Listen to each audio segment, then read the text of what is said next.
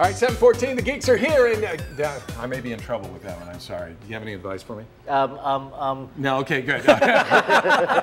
But you do have some advice when it comes to apps like, well, let's see, the new thing that is going on with Instagram, right, where they're trying to be like Snapchat. Right, absolutely. Yeah. Snapchat going like gangbusters, over 58 million users. They're doing very well, and of course, young people love it, and older people just can't stand it. Right. So Facebook has always seen it as a threat. They tried to buy it 4 years ago for $3 billion. Snapchat famously said no. Even Mark Zuckerberg tried to create a new app called Poke. That bombed. They had another app that also bombed. They've tried many ways to go after Snapchat. But one thing that they do have is 500 million Instagram users. And what they've done is basically a almost exact clone of the way Snapchat works, sliding it into Instagram. It's called Snapchat Stories, because Instagram didn't also do this before. Instagram added stories a little while later in its life, which is a way to kind of put things together. It only lasts one day, and you can basically put together a narrative of what's going on. Now, who's doing it and why are they doing it? I mean, who's using it? Well, so Snapchat is definitely very popular with young people. Kids, and Facebook, as an owner of Instagram, is worried about losing that. Okay. And the other issue is that people say Instagram is too curated. You're only going to post those beautiful pictures. Where do you post those less beautiful moments? Right. So that's what Instagram is doing. Now one app can do both. Okay. So I think that it's a really big play. I mean, obviously they're not going to steal Snapchat users away, but what they're trying to do is keep people from leaving Instagram to go to Snapchat. Because on their first day of launch with 500 million users on Instagram, they already had more users than Snapchat did.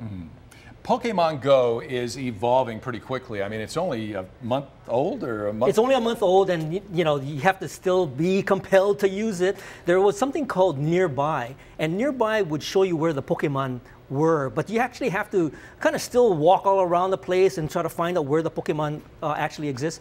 So they came out with something kind of brand new called Sightings, which is still kind of like, you know, you can see the Pokemon. It shows you kind of as you start to enter into its range, where they might exist. But there's supposed to be there's an announcement that was only distributed to a limited amount of Pokemon users, where they can show you where the Pokemon is at the Pokestop. So now what they're trying to do is give you a better sense as to where the Pokemon actually are. Well, so people are becoming frustrated, right? So they're trying to help you. Are the numbers dropping, or why are they doing this? Well, so initially this this whole Nearby thing kind of gave you some sense of maybe the footsteps you needed to take to get to that Pokemon, but then they took it away, and then so the popularity of the game sort of started to decline. But then they reintroduced it, but it doesn't really. It still makes you go and walk around all, to try to find it, right? So now they're trying to give you a little better sense as to where they actually are. But the problem is that most of these Pokemon are around Pokestops. So if you're in a rural area where you don't have a lot of businesses where you have a Pokestop, you might have a little harder time finding those Pokemon. So that's kind of the evolving nature of Pokemon. Every time you mention Pokestop, I want to go get some spicy. spicy.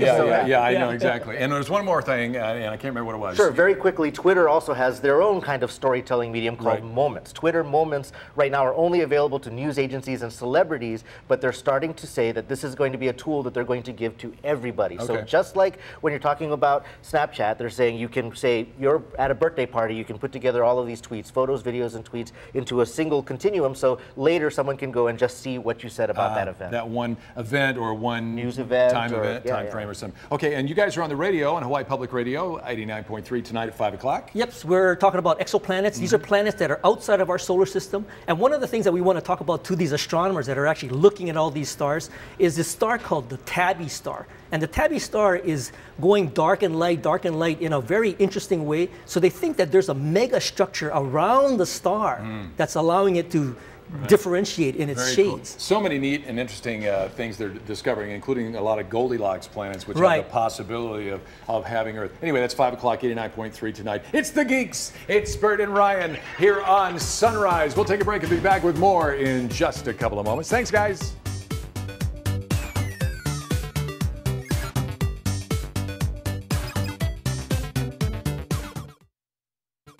Sunrise weather reports on KGMB.